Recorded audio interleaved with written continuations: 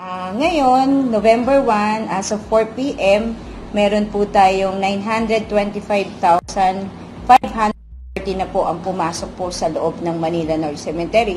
Kung ito total po natin ito mula noong October 30 hanggang November 1, ng 4 p.m., nagtototal na po tayo ng 1,765,500 na po.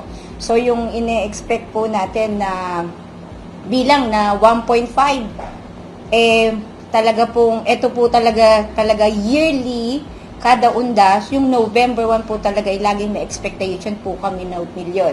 Kagaya po nung sa interview po na aming Mayor Hani Lacuna, yung 1.5 po ay nakuha po natin. Sumobra pa po at tingin po namin, maaga pa ang alas 4, pwedeng yung iba po nagpakupa ng init, tuloy-tuloy pa po. Napapansin nyo naman po, tuloy-tuloy pa rin po ang pagdagsa ng mga tao dahil hanggang alas 7 pa naman po tayo ng gabi. Ma'am, may mga reported missing daw tayo? Yes po, meron po tayong mga reported missing na mga bata na hindi po, sa kabila po ng announcement namin sa mga magulang na hanggat maaari, maitala po nila doon sa ating Manila Social Welfare na registration para for name tagging at saka maiwan po yung kanilang mga contact number, meron po mga magulang na hindi po dumaan doon.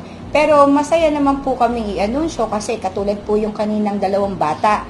Ang ginawa daw po kasi nung lola, isinakay daw po sa libreng sakay, tapos siya po ay hindi sumakay.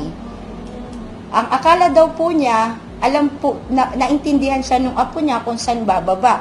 Pero ano lang kasi, ang edad po ng bata isang 7 years old at isang 4 years old. So, malaking tulong po yung ating PA system dahil naririnig po yung ating panawagan sa mga magulang at kinukol po namin kagad, iniraradyo po kagad namin po sa command post po ng police. So, niraradyo po